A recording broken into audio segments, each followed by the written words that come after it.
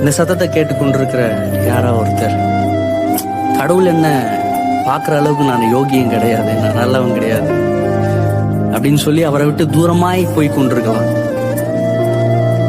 அவர் என்ன பண்ணிடுவாரோ, என்ன சொல்லிடுவாரோ, என்ன செஞ்சிருவாரோ, நான் அவர் விரும்புகிற மாதிரி நான் இல்லையே அப்படின்னு நம்ம விரும்புகிற மாதிரி இல்லைன்னு நம்ம நினச்சிக்கிட்டு இருக்கோம். ஆனால் அவர் வசனம் சொல்லுது, அவருக்கு விரும்பத்தக்க ரூபம் அவருக்கு இல்லாதிருந்தது.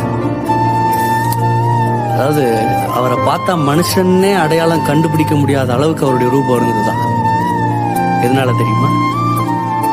பாவிகளாய் இருக்கிற உங்களையும் என்னையும் அவருடைய இரத்தத்தினாலே நீதிமான்களாய் மாற்றும்படியாக,